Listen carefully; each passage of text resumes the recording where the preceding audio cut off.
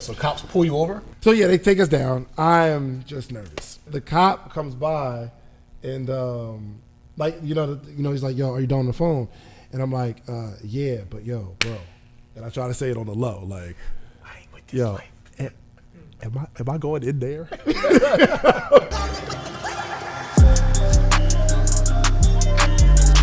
How to beat the trap.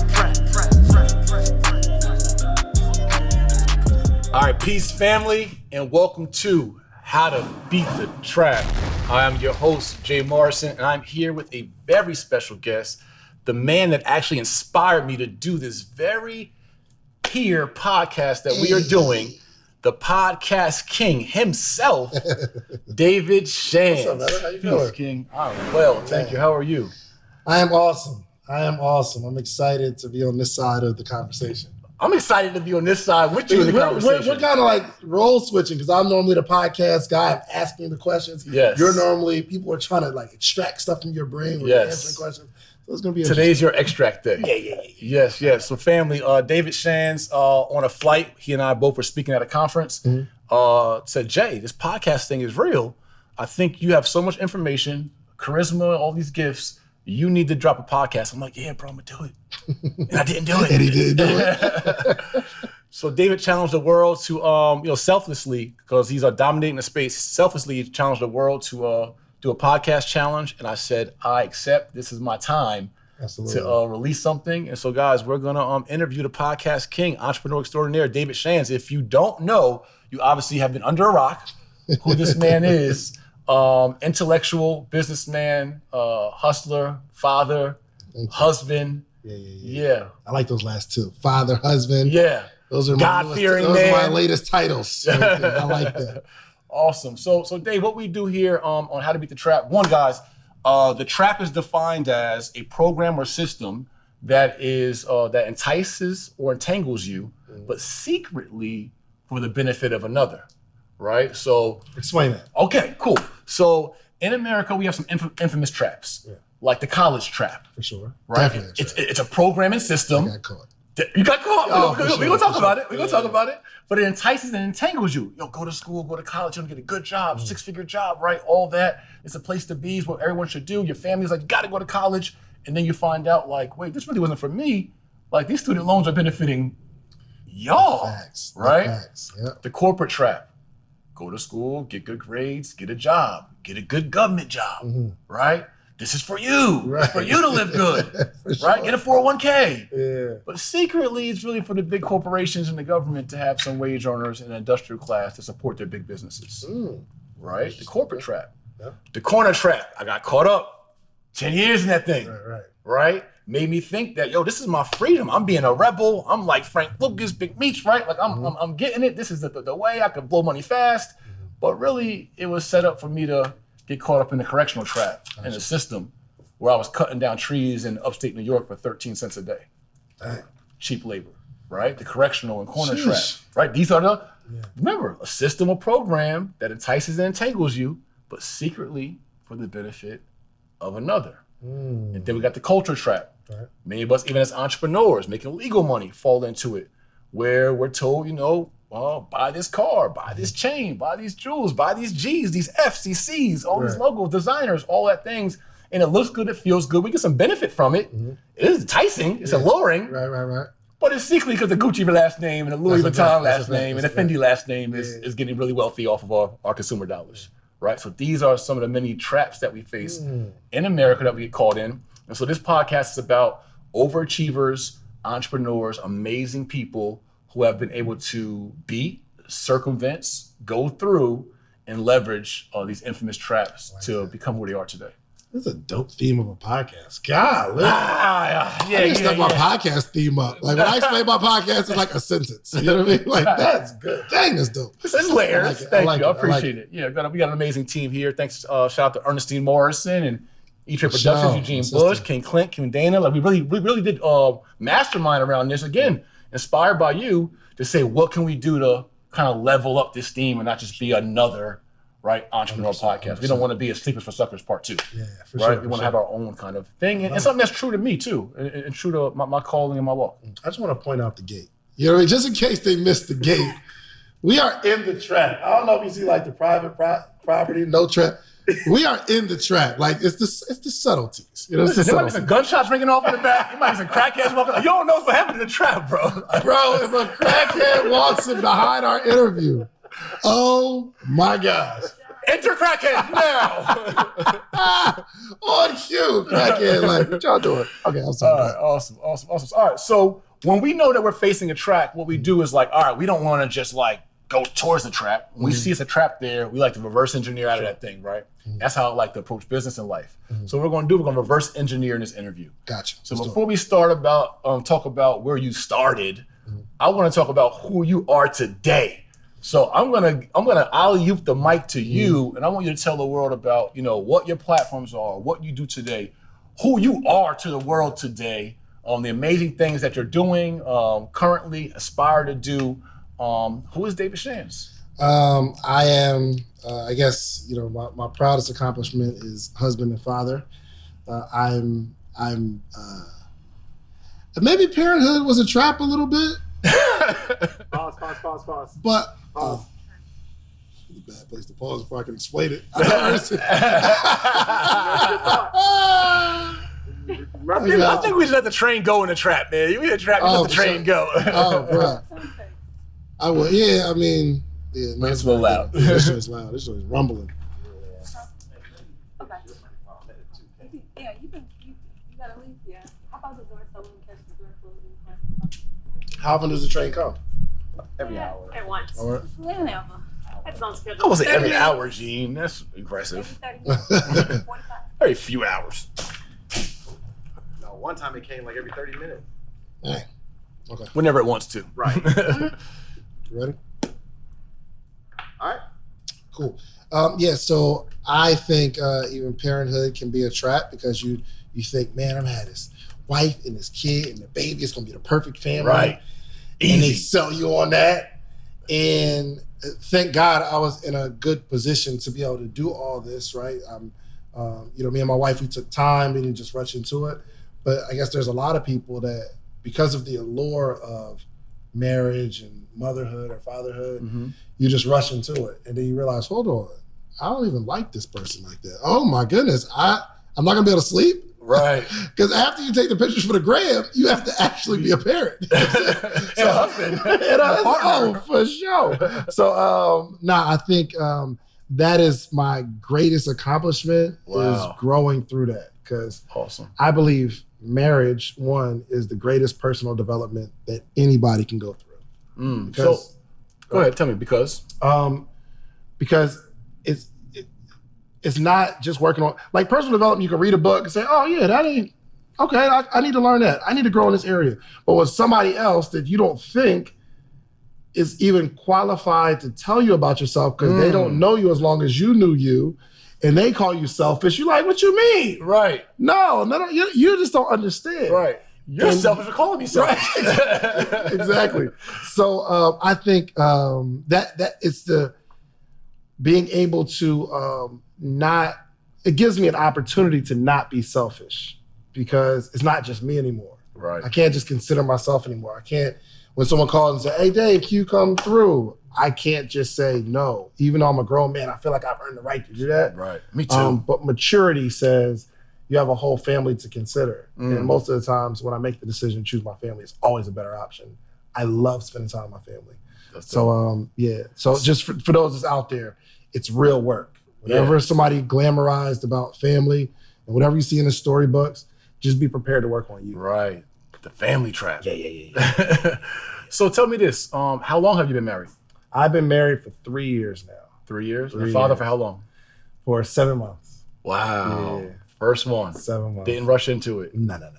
Yeah. It took me, I mean, being younger, you would want to, but thank God I didn't. Yeah. You know what I mean? Just in my youth. If I could have picked and said, hey, I want to have a baby, I would have said that. I'd have said, yeah. But that would have been like giving my child it would have been a disservice. Yeah, I think a lot of times now is like, and I had a child young. I was 18, when I had my daughter. And, you know, we did it. Yeah. But now being a 40-year-old father, it's like, yo, we're tripping. Right. It's a whole job. Right. You never quite prepare for it. Right. You know what I mean? But It's really dope too, especially in business. Now that I have that area of my life, it's forcing me to level up and like kind of collapse time frames. You know what I mean? So back when it was just me, I just work all day and we just get it done. But I've been able to accelerate in business because I have that part that says I got to be home by 5 o'clock. Structure. I got to put all my time, energy, and attention into these few hours. I can't just take all these random meetings. I can't. Right. It like forces you to focus. You know what I mean? You work when you're working. You play when you play. You love when it's time to love. You're with your family when it's time to be with your family. And I'm learning to segment that, and everything has been growing. That's dope. That's dope. What has been the hardest part about fatherhood? The hardest part about fatherhood. What's the hardest part about fatherhood? I don't know if there's a harder... Or the biggest challenge you've experienced as a father? I don't think there's a challenge as a father. The challenge is balancing time. So I thought that quality time with my wife counted if the baby's there, but it doesn't. Like if it's me, my that's wife, family time. Yeah, that's family time. But then you still gotta have like husband time. So like that balance of like attention. What about me? I'm like, yo, we just hung out yesterday. No, I need my own time. So I think the hardest part is listening to my wife, because sometimes it is my first time, right? So I think I know the best way to do something because it's my baby, but now I'm learning to be more humble and listen to my wife, because typically she's always right. She's always right. He earning points. Oh yeah, for sure. No, but I don't think there's a hard part about father. It's just time, or it's just time. It's not, when I'm with my baby, it's not like I don't know what to do. Like I just love on my baby. She cried. We figure out why she's crying. Right. But no, I don't think there's a hard part about fatherhood. Gotcha. In the position that I'm in right now. Right. You ask somebody who made a baby with the wrong person, they might have a different experience. Yeah. All right. So we got that layer who David Shands is, his biggest accomplishment, fatherhood, husbandhood, right? And in that part. Yes, and so who else is David Shands? I am a man on a mission to help people uncage their voices in the podcasting space. I found something that I absolutely love to do. And I could literally do it all day. We did like 5 episodes yesterday. I wasn't tired. It wasn't like, oh my gosh, I'm exhausted. Right. The first time I did that, the most I've ever done is 5. The first time I did, I'm like, ooh, it's a lot. I was exhausted, bro. I went home and crashed. But I mean, I did this 5, did a meeting, and because I absolutely love it, and I just see where the world's going. I remember someone being a real passion, like, yo, you need to buy Bitcoin right now, bro. Like right now. Right. I'm telling it's you. $1,000. Buy it. I'm like, man, chill. I'm like, why are you so crazy about this thing? But that was in 2009 or 2011.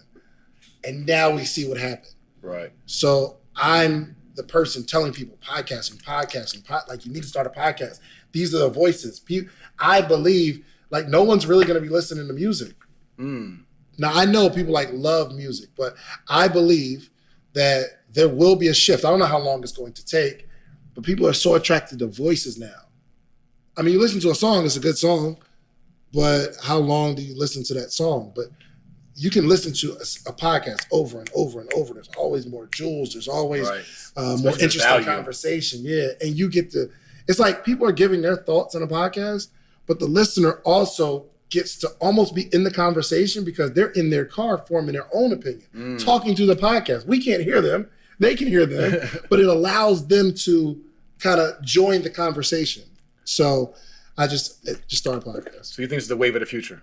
100%. You told me that with so much passion. Like, bro, if you started this a year ago, do you know where you would be with your voice and your message and your network? Don't tell me that. You're going to make me cry. Let's just talk. No, it's okay. I'm glad we're not having this conversation next year. Right. Because then we have the similar conversation next year. It's be worse. And say, yo, do you remember you started a year ago? Look what happened. Yeah. That's amazing. So what makes you a king and dominant presence in the podcast space? Obviously could not help others unlock their voice and could just hoard the kingdom. Yeah. and just continue to grow, have less quote unquote competition or other competing voices, what makes you so selflessly say, hey, I want to help others unlock theirs? Where does that come from? I would rather be Martin Luther King than John D. Rockefeller. I would rather be someone known for impacting a people than creating a financial legacy for my family, just me. If I had to choose one, Right. I would much rather, I want my name to ring not for someone that was wealthy, not for one that set up his family for generations and generations. Obviously, that's a good goal. But if I had to pick one, I'd much rather have a holiday of somebody who really impacted the masses. So I can do one podcast myself and I see this thing coming and I won't have no competition, right? There's not many people that are starting podcasts in this space. Just that I'm seeing it from my perspective because I'm seeing a whole bunch of people that say, hey, Dave, you inspire me, right? Right. But I want people to make a decision today that grows so much fruit tomorrow. And they say, you know what? David was a part of that journey. If I can be talked about in rooms for that, I'm a happy man. Why? I don't know. It's only so much I can do to be happy myself. I know what makes me happy. I was just talking to my accountant. She's like, yo, you don't really spend a lot of money. You need to start spending some money. But I don't need, it's not like a whole lot of stuff that I need. It would make me feel happier to watch someone else go shopping because I helped them than to me go buy something for myself. Right. That's just me. I don't know why God set it up that way for me. Yeah, it's really an abundance mentality. And it's really a king mentality, right? It's like kings make kings. Yeah, right? 100%. Somebody said, you're not really successful until you create success. I mean, you help somebody else become successful. All right. Yeah. So your podcast is Social Proof. Social Proof Podcast. Yes, sir. Social Proof Podcast. And tell us how that started. Okay. Well, you know how it started because you were like episode 9 or something like that. Number 8. Number 8. Early in that thing. So I had this really cool idea to put on a conference. And I'm like, how do I promote the conference? Well, I was going to get a whole bunch of people that are speakers to speak at the conference because if I have a bunch of successful speakers, I can sell the speakers to the audience and saying, hey, audience, look at who's going to be there and they'll buy tickets. And if I have enough people buying tickets, the speakers will be excited. Other speakers will say, hey, I want to be at the conference too, because that's the joint everybody's talking about, but based on the people that I had. So I said, you know what? The tickets were slow. And I said, you know what? What's slow? They just weren't selling like that. Okay. So I put a flyer together. I mean, like 100 selling or like 13 selling? I don't remember. I just remember the feeling of, I got to do something. I don't remember the numbers, right? But it was like maybe a few dozen tickets. Yeah. And I'm like, these are amazing people. They don't know these people. And I was like, yo, I'm going to start interviewing the people that are going to speak at the conference. Wow. Because if I can get people to know the people that are going to be speaking at the conference, if you can get to know them a little bit, you'll love them. You'll say, yo, I love this person. I want to meet them. And that's what I'm banking on. So I started, it wasn't a podcast, it was just me interviewing people on YouTube. I didn't even put it on audio necessarily. So yeah, that's how it started. I just started interviewing the people that were going to speak at the event, and people started liking the videos as it went according to plan, and people started buying tickets. I'm like, oh, this is dope. But if it wasn't a conference, I wasn't interviewing people. And I sat down with Troy and Rashad from Earn Your Leisure. Shouts out to the guys. And they was like, man, you got a really dope thing going, man. I heard some of your interviews. The only problem is you're not consistent. And I took it personally. I really took that personally. And what year was the first just videos for the conference? What year was that? 2018 to promote the 2019 conference. Okay. 2018. And then what year was it you sat down with the guys? 2019. Okay, it's about a year later. Yeah, about a year later. Sit down with Earn Your Leisure, and you're like, yeah, because they was like, yo, we watch your interviews. And he said, they interviewed Alex, Good Energy, and he was like, Troy was like, yo, I watched your interview to prepare me for Alex, for our interview. And he said, man, you got a gift, man. You're just not consistent with it. and just went back to eating his food. It wasn't as if he was like trying to teach me or coach me or nothing like that. It just came out of his mouth, and I said, "Oh, stung a little bit. That's how you see me." That's what I got from that. Oh, that's how you see me. You see me as inconsistent, and not even on the podcast. I took it as you see me as an inconsistent person. I said, "Okay, got it." So I have a morning meetup call, and I came on there. I said, "Yo, I'm going to take this podcast seriously, and if I ever come on this call and I don't release a podcast that week, I'm going to come on here and give away $500 every single week." Wow! I never had to give away the $500, so that's how I started. Gotcha. So at that point, you started doing interviews, also uploading the audio as well as video, and then formally podcast. Yeah, for sure. And early on, I did have a podcast. But Brandon put it together because at that time he was like my videographer and my partner, and he was like, "We're gonna take clips from your old speeches," because he's recording all my speeches. He's gonna take clips and put it up, and it'd be a podcast. He's the first person. I was like, "What is?" I didn't even know what a podcast was, honestly. But he was doing it for a little while, even before I started sitting down with people on interviews, and here we go. I just think back to all the content and interviews and all the things I've done, man, and just start throwing some of them in your podcast. This same podcast? Yeah. Or another one? Nah, do it like every Monday, every Friday or something like that. It could be a clip of, like one of your corner classes. You know what I mean? Like right now I have a podcast with, I interview guests, and I have one with Donnie, and we take clips from previous interviews and we post those too. But I'm going to start dropping these Dorito Day videos on the podcast, just kind of like a snack in between the weeks. Just give them some more. Yeah. Some more audio. Yeah, absolutely. If I was still doing like speaking gigs, I don't do as many like that. But I would just drop them in there. It's just content for your listeners to feast on.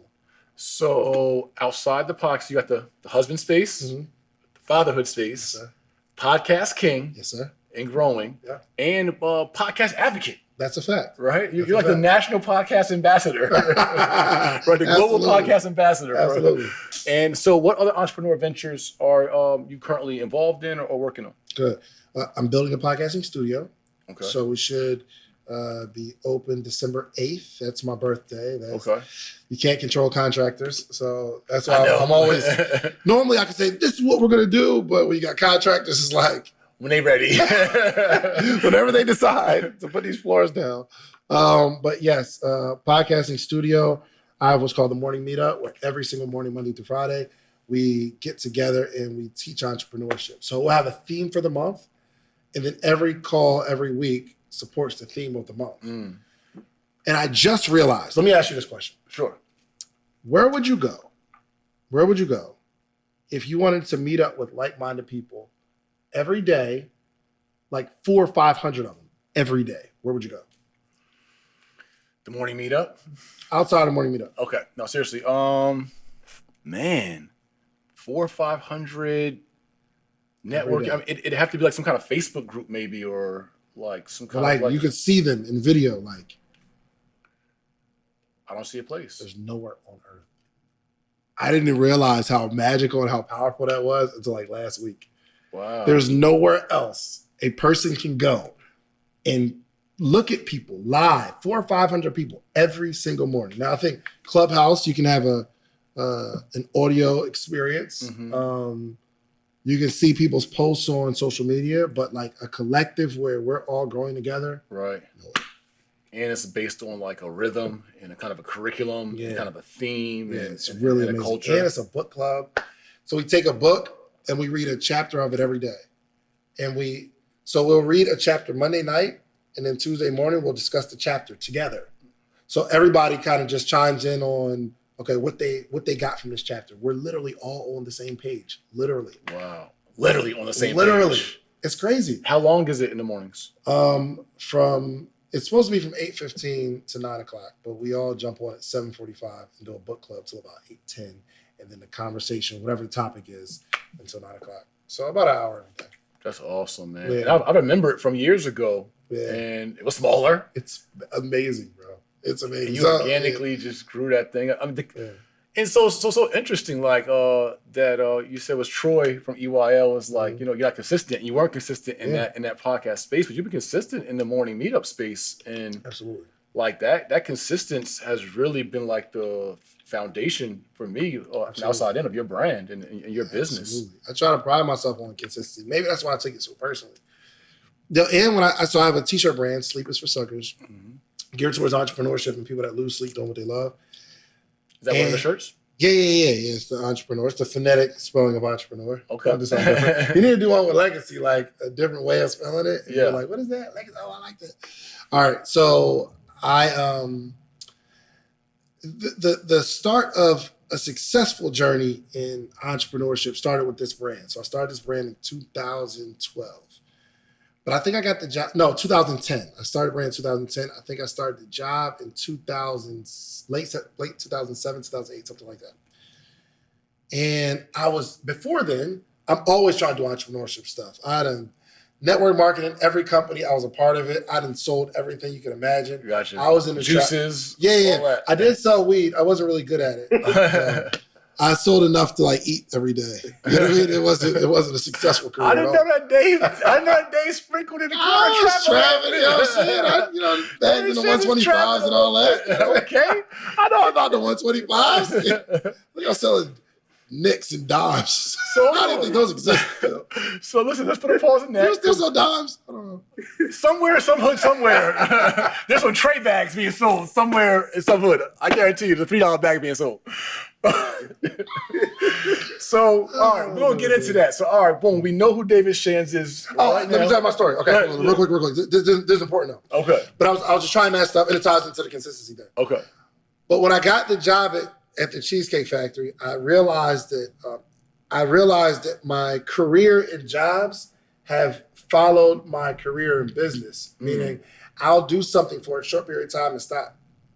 So when I worked at the Cheesecake Factory, I realized every job I had before then, I've only been in for 10 months. It's like this 10-month curse. I was looking back at my career, I'm like, every job, no longer than 10 months. 6 You're months, like, coming to a year. For sure. I ain't feeling that. And I was thinking that was because I'm an entrepreneur and jobs can't hold me. But I realized looking at my entrepreneurial career, I'll do something for about 10 months and stop, right? So I told myself I'm not doing anything in business.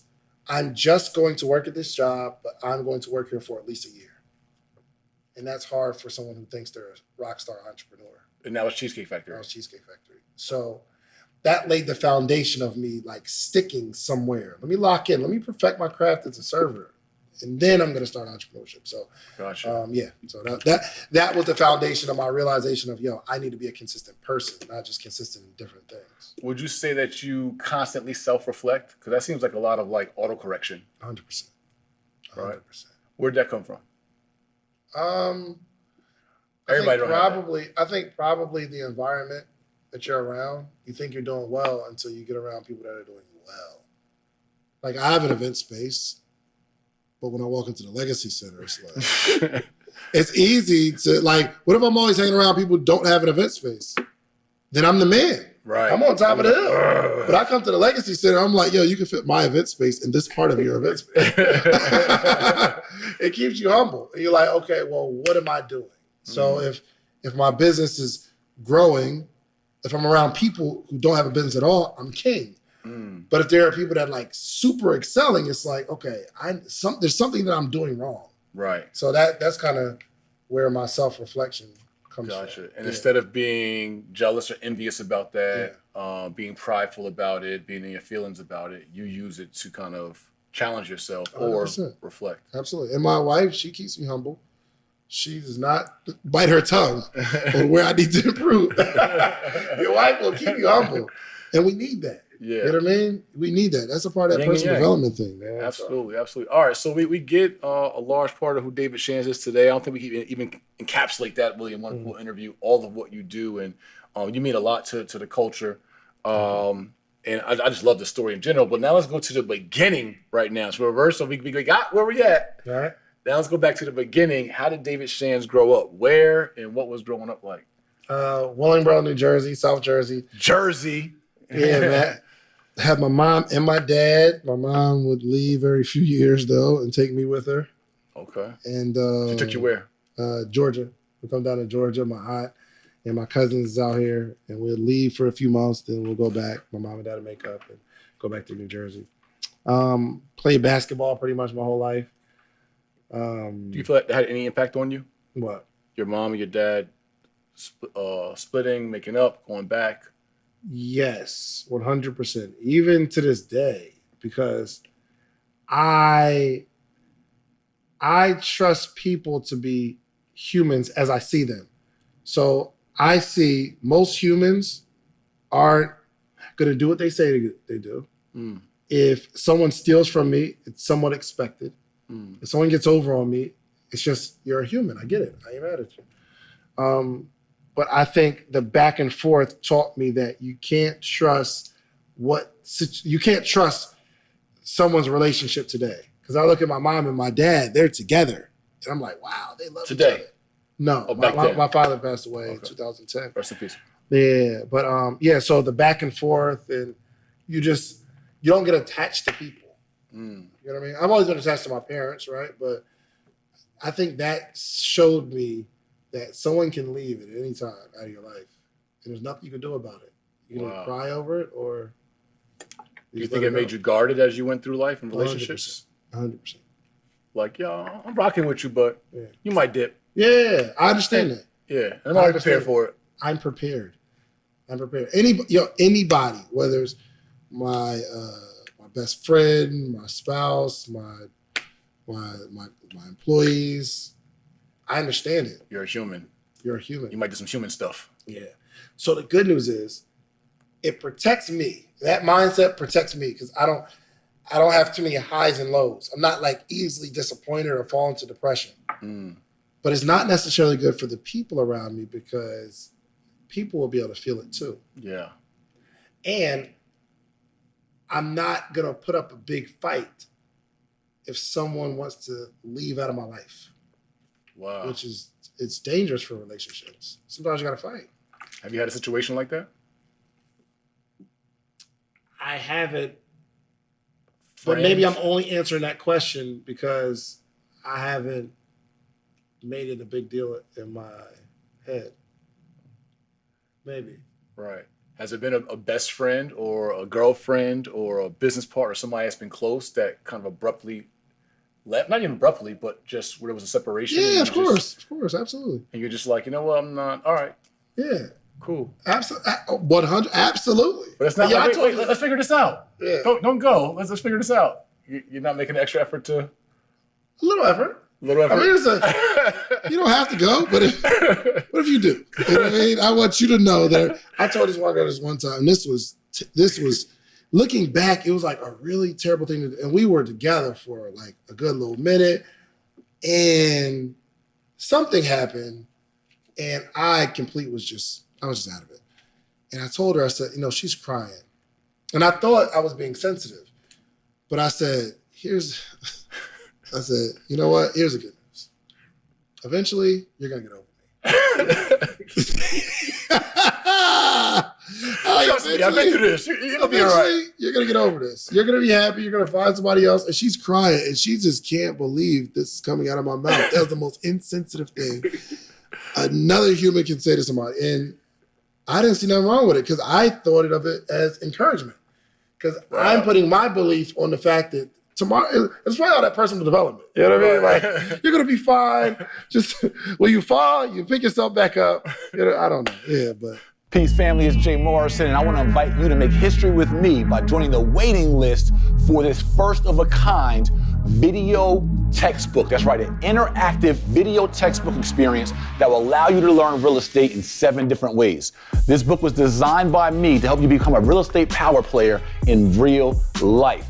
All you got to do is join the waiting list right now, and I'm going to give you a free 20-minute mini lesson plus business plan and workbook to allow you to begin your journey in real estate and learn how to become a real estate entrepreneur. Guys, I started 20 years ago. This is my 20th year victory lap in the real estate industry. I started as a loan officer at 21 years old, making a lowly 30% commission. And now I've worked my way to become an international fund manager of the largest Black-owned real estate crowd fund in the history of America. Guys, I want to give you the game and show you and teach you real estate in 7 different learning styles through this interactive, first of its kind video textbook. Join the waiting list today. Yeah.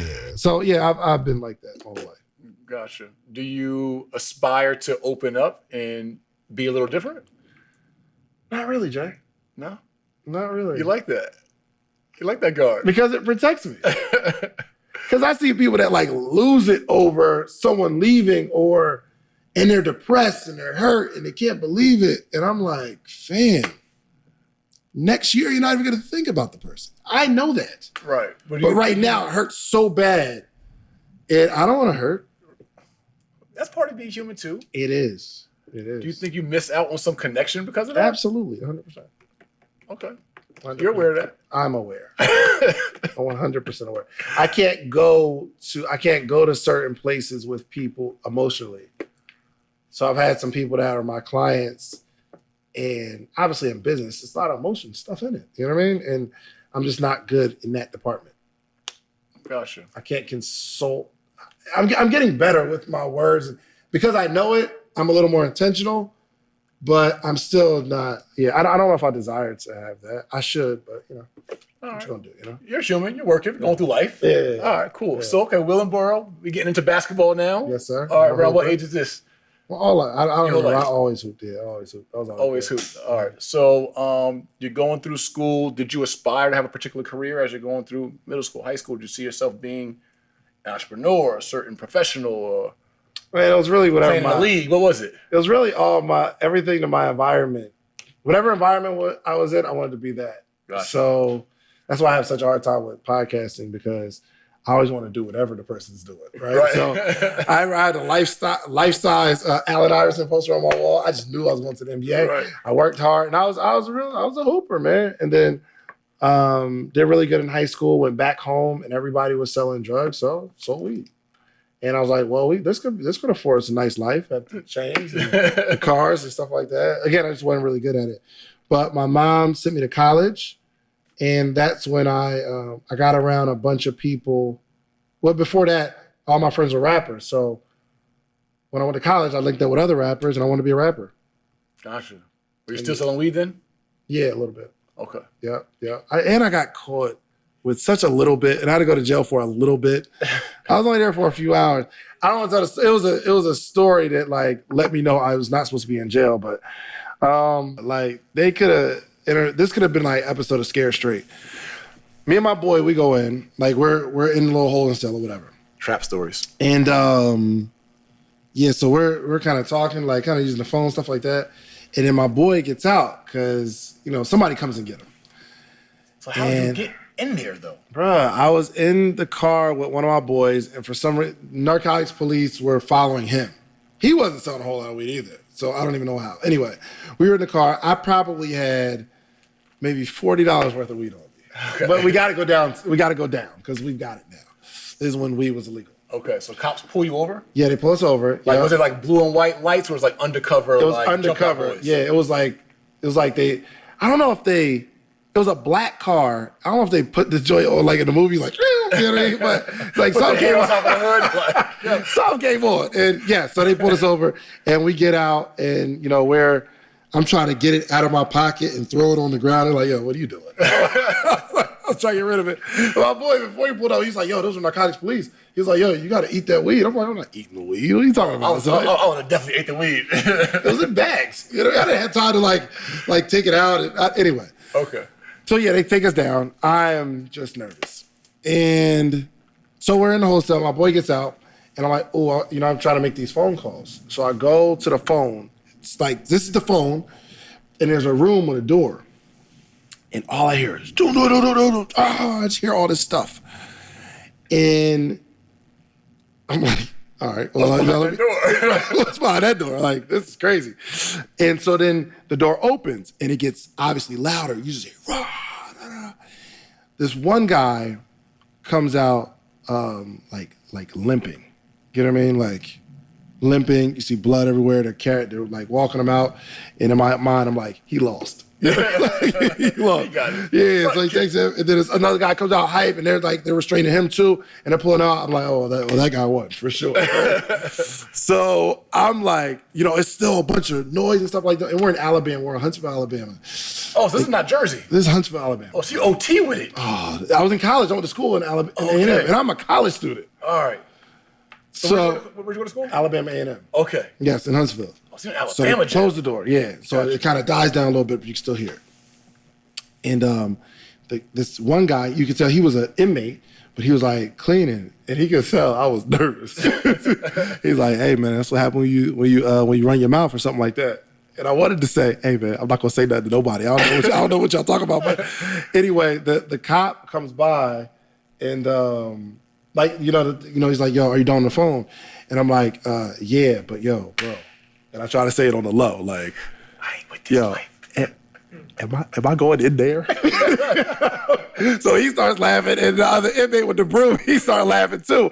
And I'm like, they're laughing, but I am very, very serious. And he's like, "Nah, you're not going in there."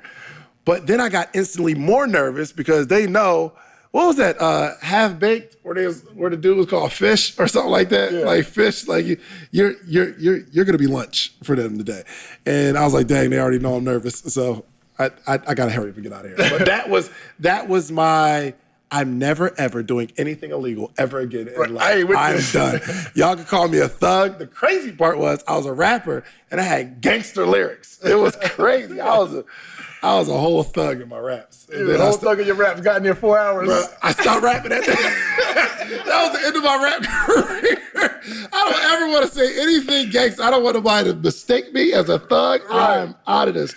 And so I was done with that. All right, so you're done selling weed. Done rapping. I stopped smoking weed at that point. I said, I'm good. I get caught for that. I don't want no parts of that. What year of college was that? That was 2013, maybe my freshman or sophomore year. I only went for 2 years, so it was one of those years. Yeah, I was out of that. Okay, so you went to college for 2 years? Yeah, 2 years. Didn't graduate? Nope. Okay. I actually went to college for 3 years, but I'm technically still a freshman. I didn't do good at school at all, bro. At all. Did you take loans to go to college, scholarship? Of course. Loans? How much in loans? The trap. About 30,000. Okay. About 30,000. All right. So then you went to college 2.5, 3 years. Mm-hmm. Left school in Alabama. Yeah. And then went where? Came back here to Georgia and just got a job and then started doing network marketing and anything I could do to make some money. And then eventually I was working at Olive Garden and a security job. I had both jobs. And I got fired from the Olive Garden, ironically, for stealing cheesecake. But everybody was doing it. It was like I just stole. My mom, my grandma, and my aunt came in. I gave them a piece of cheesecake. I didn't ring it in. My manager, he saw it and fired me. But then I got a job at the Cheesecake Factory, and that's when everything changed for me. Gotcha. So cheesecake played an important part in your life. Oh, huge. Got a good, special relationship with cheesecake. All right. So Cheesecake Factory, and that's a job that you were going towards 10 months and said, you know what, I'm going to supersede 10 months. I'm going to stick with something. I'm going to work here at least a year. Yep. Gotcha. And you started being an entrepreneur that time? I always started entrepreneurship, but I didn't do anything entrepreneurial necessarily in that year because I wanted to prove to myself that I can focus on something. So I wound up being there for 6 years total.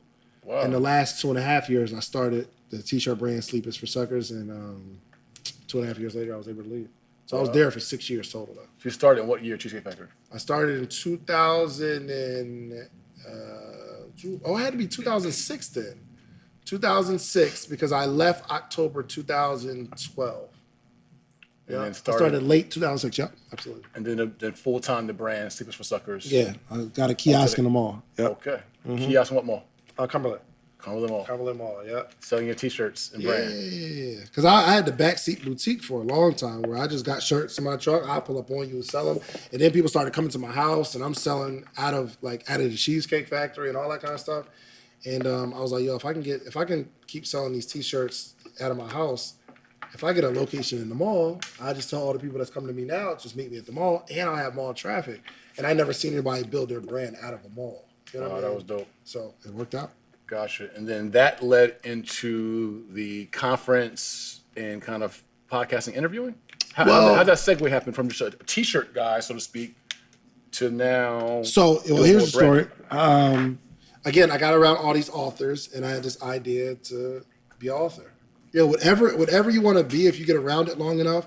Like so we doing the joint at Greenlit, and I'm around Ernestine for a year or so, and I was like, oh, I want to be an actor. You know? Right. That's why I'm telling you, these interviews are dangerous, bro. I be want to do everything that my guests pulled do. everywhere. Oh, bro. You want to be a trucker? You want to be Airbnb? I sent my wife through the trucking course. We actually just got our first Airbnb. It's all over the place.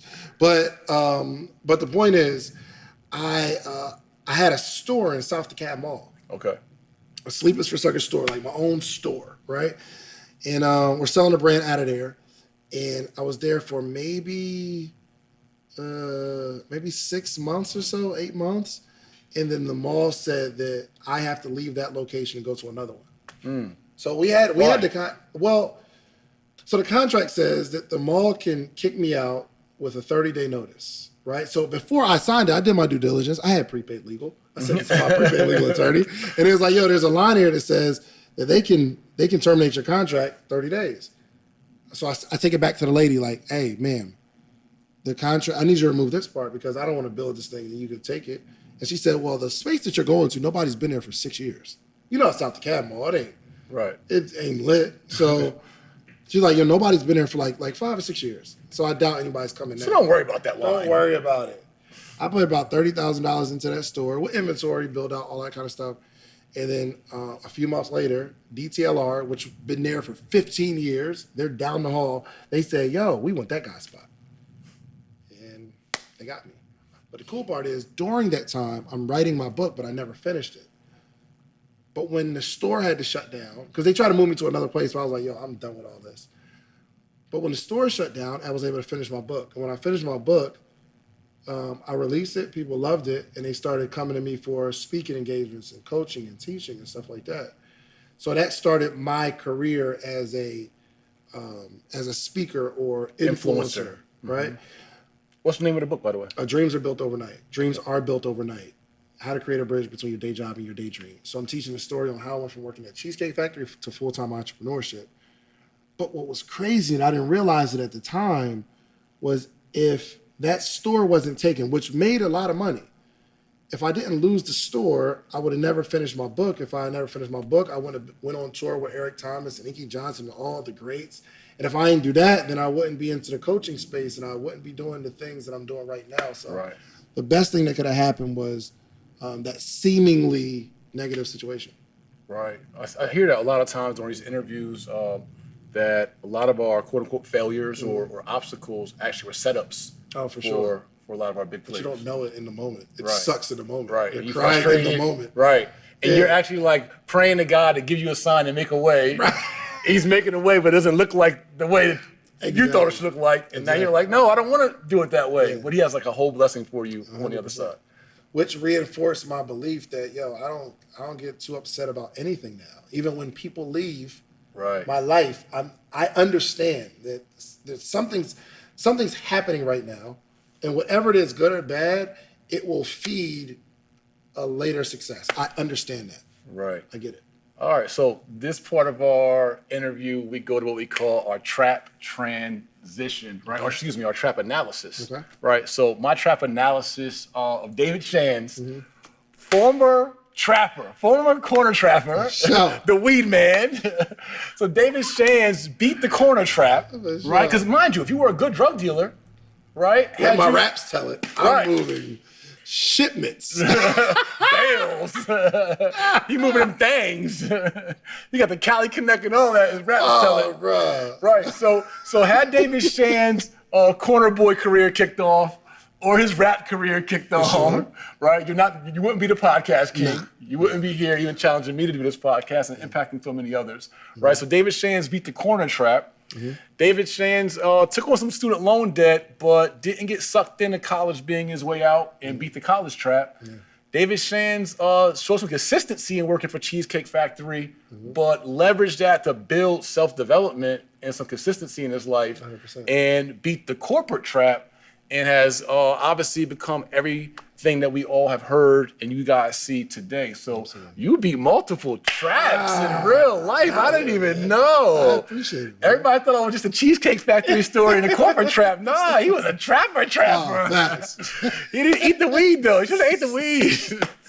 Yo, can that be the name of this podcast? Eat the weed. That's funny. Man, I forgot about that story. Oh man, I remember some narcs jumped out on me and I was selling coke. Got some 20 bags of coke. And I had them actually in the orange, one of those tubes you pop open, whatever candy goes in those tubes, I forgot. But I had my bags, my 20. I always carry like 620s on me. And they popped out on me. I was going to see one of my customers and I just swallowed them things. Did you really? Yeah, swallowed the bags of coke. One, I apparently busted opened up in my stomach. So I was like sweating and like all that. But I end up like using the bathroom later, flushed them out, rinsed them off, and went back to the block. Hold on. Oh, so they came out whole. Yeah. They were in the corners of sandwich baggies. The narcos jumped out on me. They literally were grabbing me. I just popped them joints, swallowed them. And this is after I had already served a year in prison. So like that was the route. It was like I kept them in my cheek or in a tube. I swallowed them and went home, did my number 2, flushed them joints off and went back to the block. Wow. You said one of them busted open. Yeah. It still was in there, but it was wet. It was like, yeah. In real life, I was that kind of trapper. Goodness I gracious. was committed to the game. But the thing is, if I was a better drug dealer, I wouldn't even be here today. So That's what's up. as good as I thought I wasn't even that good. Absolutely. Absolutely. Absolutely. All right, so that was our trap analysis. Now we're going to talk about your trap transition. Okay. All right, so give us, during these multiple traps you beat, what was a defining aha moment? Right, I think you kind of gave it just a little bit with that story, Right, for sure. in the jail cell in regards to the corner trap. But so we got that aha moment, I believe, right? Like you knew, like, yo, I'm done with that corner stuff, and I'm done with my rap career too. Yeah, for sure. 'Cause I'm not about being in I'm these a cells. fraud. Yeah. I am a fraud.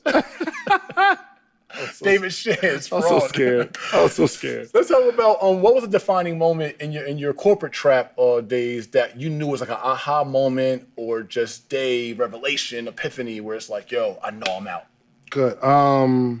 So I think it went from I knew that people didn't like. I'm saying I'm gonna be successful. I'm gonna leave this job, and I could tell that they didn't believe it. Because I'm right there with them. But they only didn't believe it because I think they could tell that I didn't wholeheartedly believe it. I would say it like, yo, I'm gonna get rich off this joint. Right. Make $100,000 and get a Lambo. Right. Talking all that talk. Right. Rap lyrics.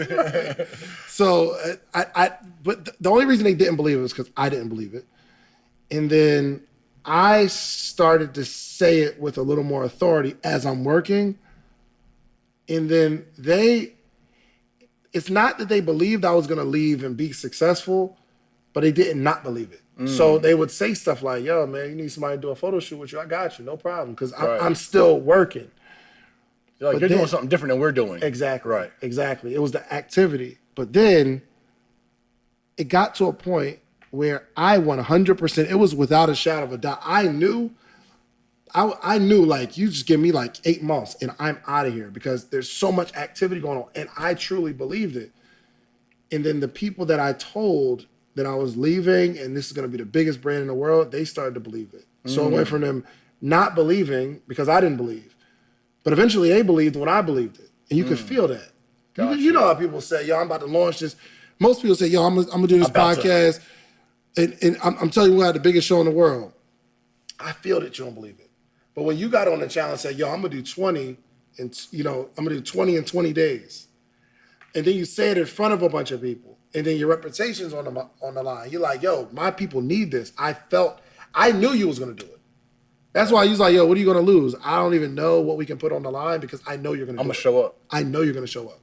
But I believed it because I knew you believed it. Right. But most people don't. They say, well, people ain't believing in my dream. Let me check your own belief. And your belief can only really be checked by your activity. So if you keep saying it and keep saying it and keep saying it and you're not doing it, I know you don't believe the thing that you're talking about. Right. You're a talker. You're a talker. You're not a walker. Come on, bro. So was there a day or like a time where you just remember like, yo, they believe in me or I believe in myself or like, yo, I'm really out of here? Yeah, I mean, it wasn't like an overnight. It was just gradually, every day, consistently. Gotcha.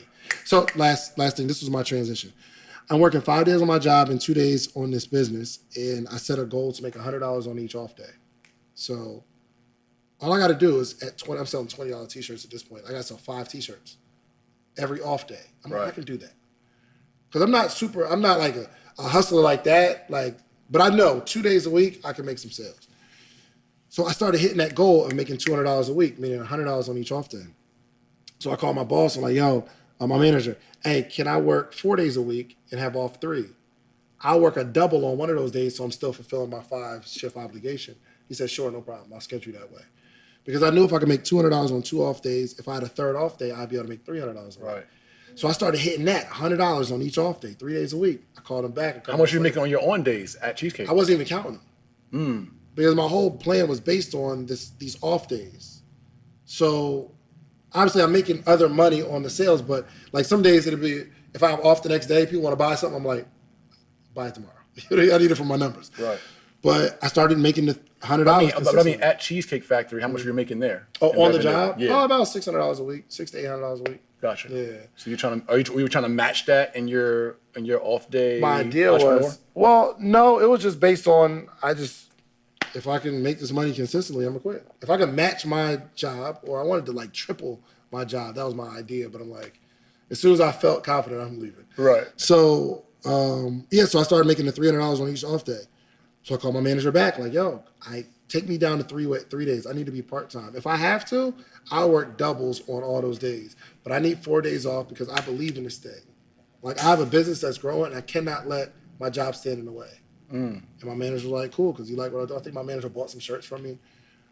So I started making $400 a week on the off days. And that momentum, eventually, by the time I quit my job, I was giving away my shifts, and I wasn't working much anyway. Right. So that taught me every single goal that I have to have not only a goal, but a plan.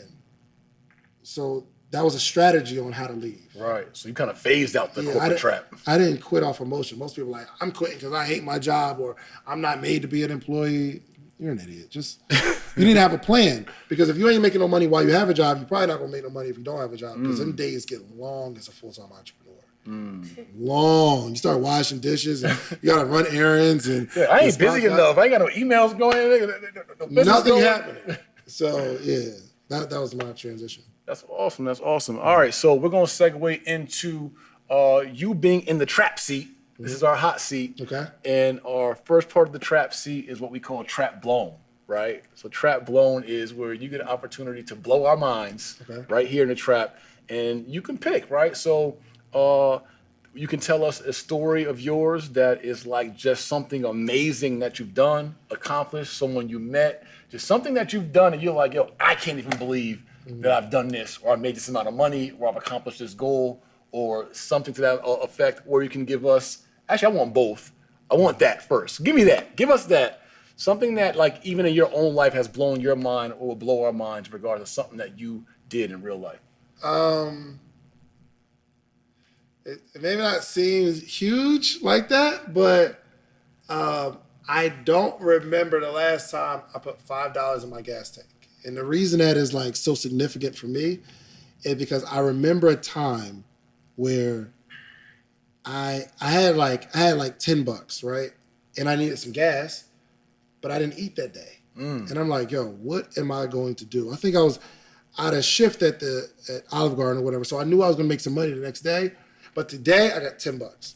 And I'm like, okay, I'm going to get a little bit of gas, get a little bit of food. You know what I mean? Like McDonald's or whatever. So I put $5 in my tank. You know you're watching it, like you slow down. You slow out at $4.91 and you start hitting that joint. And I put $5 in. And I don't know what came over me, but it was like a feeling of disgust. I was disgusted. I'm like, I am a grown man. A grown man putting $5 in my gas tank. And I think maybe I was disgusted too, because I'm kind of a little bit into personal development too. So I'm like working on my mind. I'm like, yo, I can't believe I'm in this position. Right. Where I got to choose whether I can put gas in my car or I can eat. And that day I decided I will never, ever put $5 in my gas tank. 10 maybe, 15. A dub. But I decided that day I would never ever Be that man that has to put $5 in his tank. So right now, when I go get gas, I don't even look at the sign. You put the tank in there, and then just hit the little lock, the auto and thing. then get in your car and wait for it to fill up. Right. I'm not watching the numbers. Right.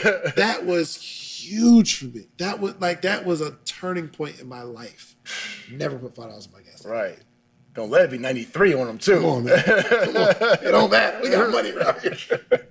That's awesome. I know the feeling, for real. I know the feeling. Yeah. All right, so Trap Blown, give us a story that is either regretful, shameful, or embarrassing. Something that's just like, yo, I gotta blow myself up. Like, already, you kind of did.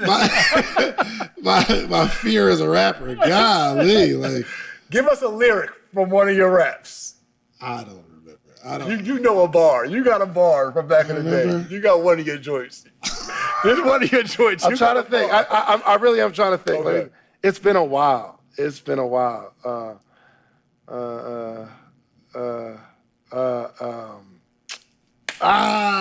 was your rap name? It changed. I think it was DS at one time. And then I saw the movie, was it Reservoir Dogs? The guy Vic Vega. Mm-hmm. I changed to Vic Vega. That was your rap name, Vic Vega. I can't think of a hook, a bar. It's escaping me. If I can think of it, I would tell you. It's escaping me right now, though. All right, cool. Dang, I'm gonna get in my car and remember them bars too. Right, if it comes back. Yeah, if it comes back, I'm gonna come do it. We'll catch that for you. All right, and so, as an entrepreneur, I know you're pretty conservative for the most part. You said that even your accountant said, hey, you gotta spend more money, all that. But tell us, as an entrepreneur, what is the biggest bag you blew? What's the biggest time biggest expenditure you have where, I'm going to treat myself, my wife, my life, like, you know what, I'm going to let it go this time. I got this watch. It was maybe like 16,000. You know what I mean? That was pretty. I mean, I always wanted a Rolex. Like, that was like the symbol. You know what I mean? That was a status symbol. And I got my wife one too. So that was sweet. Yeah, that was my sport. I'm waiting on a presidential. They just sold out. I put a deposit down though, so I'm waiting. Okay, double up on the rollie. Hey, man. Awesome. All right, family. So this part of our podcast episode is the Trap Cheat Sheet. Okay. Right? And that is basically if you were to look back at your younger self or someone that is going through one of the really 3 core traps you went through, if they are the local weed man right now, or the weed man in college, right? And they think like, yo, this is going to kind of pay my college bills, or they're a local rapper, right? Spitting some lies in their verses. If you look back at your younger self or someone in that position, or even someone in a corporate trap, what would be some specific advice and kind of a cheat sheet you would give them as their first steps to beating one of those traps? 2 things. Consistency is the only cheat code. There's no way around it. And number 2 would probably be your environment will change you before you change it. So if you are, I don't care how much of a leader you are, if you're around a certain group of people, that group of people will influence you no matter what. There's no way around it. Trap bars. Who you are. You got to protect your environment. You have to protect your environment. If you're around a bunch of drug dealers, that's what you're going to do.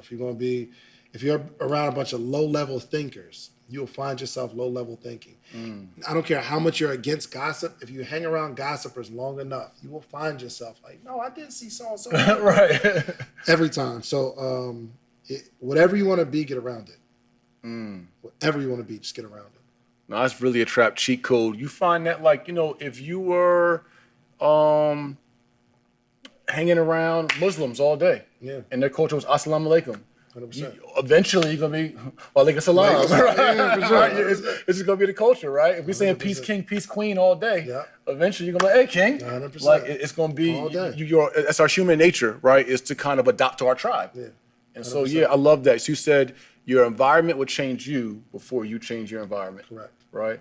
David Shands right here, Trap Bar. So, all right, King Dave, where can, again, we know you're everywhere in the podcast, but tell everyone specifically where they can find you, follow you, tap into the morning meetup, and just all you got to offer the world, man. Tell them where they can lock in. For sure. Number one, definitely subscribe to the Social Proof Podcast on anywhere you listen to podcasts, YouTube. It's David Never Sleep is my YouTube channel. David Never Sleeps. I have the Podcaster's Blueprint course. You go to podcastersblueprint.com. And if you want to start, grow, and monetize your podcast, go pick up that course. It is phenomenal. I put everything that I have into that thing. So had a bunch of guests, people helping out as well.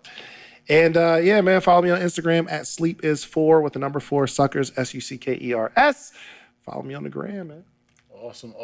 So I'm gonna talk to you on the back end. For the podcast course, the morning meetup, we're gonna work out some kind of affiliate deal. You're listening. Yeah. Okay, we're paying attention. So probably cut into this interview, you're gonna see a short commercial that's gonna give you a promo code, likely TRAP, TRAP, TRAP, where you'll get a discount to the podcast course, a discount to the morning meetup right here for all of our How to Beat the Trap listeners and viewers. Peace, family, and guess what? I told you I got you. How to beat the trap. David Shands has agreed to give us 2 promo code opportunities for How to Beat the Trap for you guys to join the national entrepreneur community for Sleep is for Suckers, right? This is a book club, entrepreneur networking community, and morning meetup. Every morning you can hop in and get motivated, excited, network, and build with other like-minded individuals in the most unique community in the entire world. Guys, go to legacyneversleeps.com for you to take advantage of this amazing opportunity. It's legacyneversleeps.com. The links are below. Now, also for all my podcasters, for my aspiring journalists, I'm finding that podcasting is amazing, it's empowering, it's inspiring me, and I'm getting so much information from all the interviewees and I'm able to build with, making new relationships and giving you guys game. So if you want to be in a podcast game, get David Shands, the Podcast King, podcast creation course, and use the promo code TRAP. That's right, TRAP, when you check out, and you'll get the amazing opportunity to join the podcast community from David Shands, Sleeping for Suckers. Peace. Ooh, you Spice it up. Yeah, you know what I'm saying? Let's make it spicy for them. Lastly, before I let you go, out of all your podcasting, what has been one of your favorite interviews in regards to all your podcasting? Me interviewing people? You interviewing people? Man, bro, it would be so hard. They're all... Because there's hundreds. There's hundreds, bro. It's like asking a basketball player, what was your favorite game? Like, yo, I love the hoop. Right. Like, all of them. Yeah, all of them. Like, she'll do a poem. Like, what was the one time you killed it? What do you mean? Right. I kill it all the time. It's what I do. So there isn't one. There's probably like 3 that haven't released where it just wasn't a good episode. But every other anything that's released, man, it's just I don't know, bro. Awesome. Well, tap in, man. Sleepers for Suckers, Social Proof Podcast. King, I appreciate you coming on, blessing me with the motivation and inspiration to even do this. And we found out some things about you today, man. I don't know if the culture knows all this. So we got some exclusives, man. David Shands done beat the corner trap, the corporate trap, the college trap, the correctional trap. He had 4 hours of correctional and said, I'm out. In real life, guys, make sure you stay tuned for How to Beat the Trap, our series, our next episodes, man. Make sure you subscribe to this podcast on all platforms, YouTube, right, all across the board, on all audio platforms as well. And we'll see you in our next episode of How to Beat the Trap. There it is. In real life. This podcast is sponsored by the Legacy Center in Atlanta, Georgia, aka the Black Your House. legacy starts here. Welcome to the Legacy Center, a 30,000 square foot Class A office space, event, and media facility. We are equipped with over an acre of outdoor space on our beautiful lawn, 20,000 square feet of warehouse and studio space. From fashion shows to baby showers, use our space to incubate your business, host your event, film your production, comedy shows to seminars to conferences to weddings. The Legacy Center has all of your event needs covered. We offer high-speed internet through the building, TVs with webcams for live stream access, private offices for small businesses, an upscale classroom, a cafe, and sleek conference rooms. Schedule a tour with us today. Visit us at www.legacycenter.com. You are the leader and the CEO of your last name.